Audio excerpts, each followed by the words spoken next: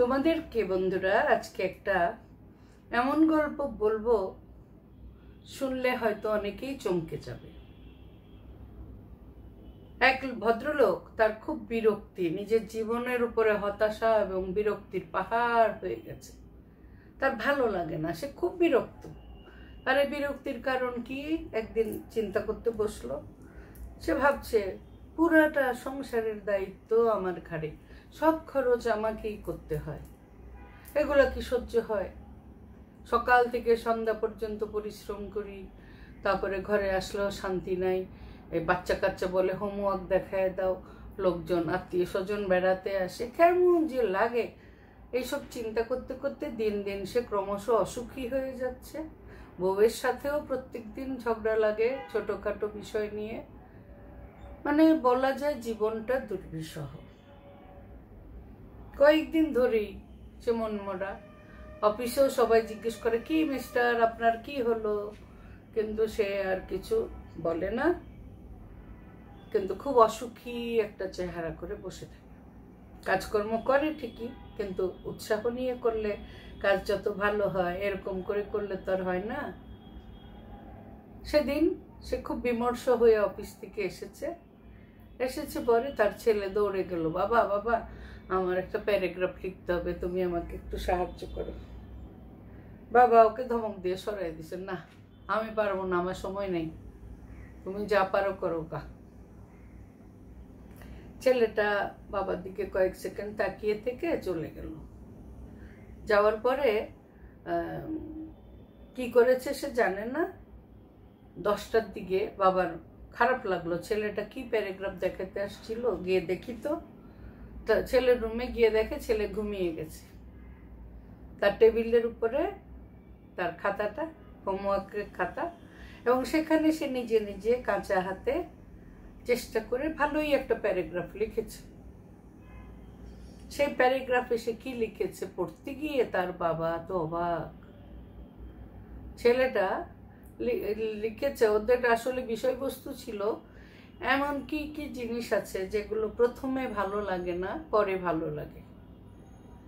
এটার উত্তরে সে প্রথমে লিখেছে, আমাদের ওষুধ খেতে ভালো লাগে না, কিন্তু কষ্ট করে ওষুধটা খেলে আমরা সুস্থ হয়ে যাই। থ্যাংক ইউ, আমার এক্সাম রুটিন যখন তোমাকে দিয়েছিল আমার একদম ভালো লাগেনি, কিন্তু পরীক্ষা প্রস্তুতি নিয়ে পরীক্ষা হয়ে গেছে, এখন আমার খুব ভালো লাগে। এরকম আরো কিছু জিনিসের কথা সে লিখেছে, যে প্রথমে আমাদের ভালো লাগে না, পরে কিন্তু এগুলো থেকে আমরা ভালো অনেক কিছু রিটার্ন পাই। পড়তে পড়তে বাবার অনেক ভালো লাগছে। তারপরে ছেলেটা লিখেছে, আমি খুব সৌভাগ্যবান যে আমার একটা পরিবার আছে, আমার মা আছেন, বাবা আছেন, আমার ছোট বোন আছে, এজন্য আমি অনেক খুশি। সৃষ্টিকর্তাকে আমি অনেক ধন্যবাদ জানাই। আরো ভালো লাগে আমার যে আমার একজন বাবা আছে।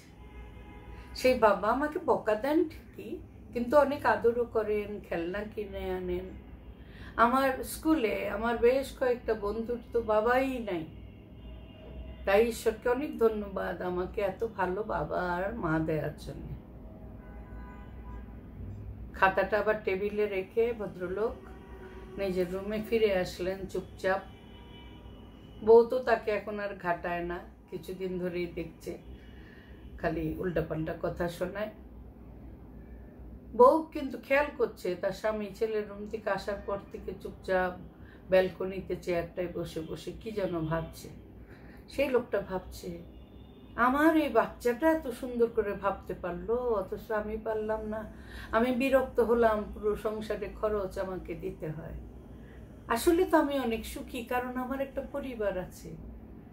আমাদের এই শহরে কত মানুষ পরিবারবিহীন, একদম একা, কেউ নাই তার, অথবা পরিবার গ্রামে আছে, সে একা শহরে মেসে থাকে। কতজন নিঃসন্তান আছে, আমার দুটো সুন্দর সন্তান আছে। কতজন ঝগড়ুটে বউ পায়, আমার বউটা তো অনেক ভালো, আমাদের সবার জন্য কত পরিশ্রম করে ভালোবেসে। এই চিন্তা করতে করতে তার মনটা ভালো হয়ে গেল। গল্পটা শুনতে শুনতে তোমাদের কি মনটা ভালো হলো বন্ধুরা? হ্যাঁ, কি পাইনি সেটার হিসাব করার বেশি মানে না, গুণের কথা না। একটা গোলাপ গাছে কিন্তু কাঁটার সংখ্যাই বেশি থাকে, গোলাপের সংখ্যা কম থাকে, তবুও তার নাম গোলাপ গাছ। সেরকম আমাদের জীবনে সব কিছুই যে আমরা পাবো তা না, বরং যা যা আমরা পাচ্ছি সেগুলোর উপর হাইলাইট করলে আমরা দেখব আমরা অনেক সৌভাগ্যবান, আমাদের জীবনটা অনেক অনেক প্রাপ্তি সুখে কানায় কানায় পরিপূর্ণ।